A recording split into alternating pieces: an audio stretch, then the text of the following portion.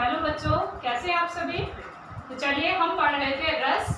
आज हम जो हमारे पाठ्यक्रम में निर्धारित रस है, श्रृंगार रस और वीर रस, ठीक है। उनमें से जो पहला रस है श्रृंगार रस, उसके बारे में पढ़ने वाले। ठीक, रस आपको अच्छी प्रकार से समझ में आ गया है कि रस किसे कहते हैं। रस के 4 अंग होते हैं, ये भी आप पढ़ चुके हैं। स्थायी भाव के आधार पर रस के भेद 11 होते हैं, ये भी आप पढ़ चुके हैं। ठीक है, तो आज हम जो हमारे कक्षा 9 के पाठ्यक्रम में यानी कि सिलेबस में निर्धारित रस है, उसके बारे में पढ़ने वाले हैं। मैं आज आपको उसका जो पहला रस है उसके बारे में संक्षेप में बताऊंगी, क्योंकि समझाने में टाइम लगता है। ठीक है, तो सबसे पहले हम जो श्रृंगार रस है, ठीक है, श्रृंगार रस का स्थायी भाव हमने कल लिखा था ना, रति होता है, तो उसके बारे में पढ़ने वाले हैं। ठीक, मैंने बोर्ड पर श्रृंगार रस के बारे में लिखा है। तो चलिए श्रृंगार रस की परिभाषा पढ़ते हैं।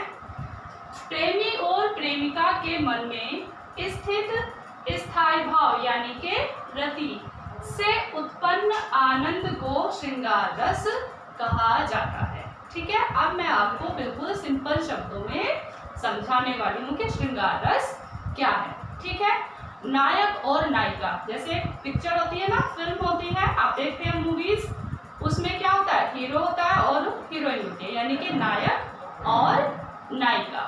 ठीक, उन दोनों के बीच में जो स्थायी भाव रहता है, यानी कि नायक और नायिका के बीच जो स्थायी भाव है यानी कि जो रति है, ठीक, उससे उत्पन्न जो आनंद होता है उसे ही श्रृंगार रस कहते हैं। आया समझ में। जैसे पति और पत्नी होते हैं, मैं आपको कई तरीके से बताऊंगी। प्रेमी और प्रेमिका, नायक और नायिका, स्त्री और पुरुष, पति और पत्नी। ठीक है, तो पति और पत्नी के बीच जो स्थायी भाव स्थित होता है, यानी कि जो स्थायी भाव रति से उत्पन्न जो आनंद होता है उसे ही श्रृंगार रस कहते हैं। ठीक, चलिए श्रृंगार रस के 2 भेद होते हैं।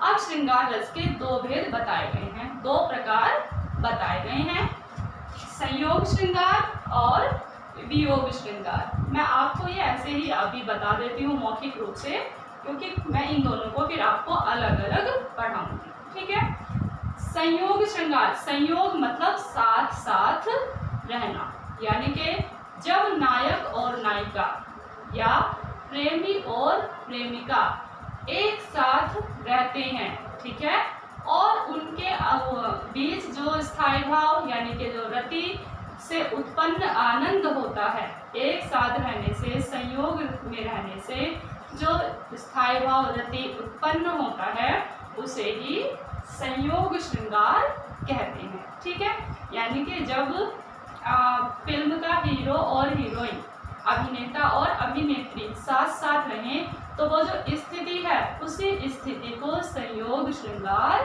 कहते हैं। ठीक, दूसरा वियोग, वियोग का मतलब होता है दूर दूर रहना। ठीक है, संयोग एक साथ रहना, वियोग अलग अलग रहना। ठीक, वियोग श्रृंगार, वियोग का नाम दूसरा विप्रलंभ भी है, विप्रलंभ श्रृंगार। ठीक, चलिए इसके बारे में बताती हूँ आपको। जब नायक और नायिका अथवा प्रेमी और प्रेमिका प्रेम में अलग अलग रहें, एक दूसरे से दूर दूर रहें, तो उनके बीच जो स्थायी भाव रति उत्पन्न होता है, स्थायी भाव से जो स्थिति उत्पन्न होती है उसे ही वियोग श्रृंगार कहते हैं।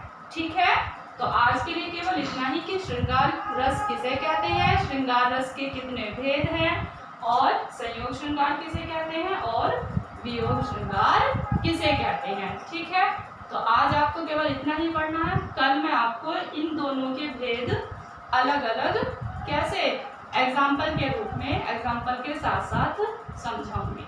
ठीक, तो श्रृंगार रस प्रेमी और प्रेमिका के बीच जो स्थित स्थायी भाव है उससे जो आनंद उत्पन्न होता है उसे ही श्रृंगार रस कहते हैं। श्रृंगार रस के 2 भेद हैं, संयोग श्रृंगार और वियोग श्रृंगार। वियोग श्रृंगार का दूसरा नाम है विप्रलंभ श्रृंगार। संयोग श्रृंगार जब नायक और नायिका साथ साथ रहते हैं, और उनके बीच जो स्थिति होती है उसे संयोग श्रृंगार कहते हैं। जब वियोग श्रृंगार, जब नायक और नायिका अथवा प्रेमी और प्रेमिका अलग अलग रहते हैं, विच्छोह में रहते हैं, उसे वियोग श्रृंगार कहते हैं। ठीक है, तो कल संयोग और वियोग श्रृंगार मैं आपको अच्छे से समझाऊंगी। अभी आप इसे अपनी कॉपी में लिख लेंगे और याद भी कर लेंगे।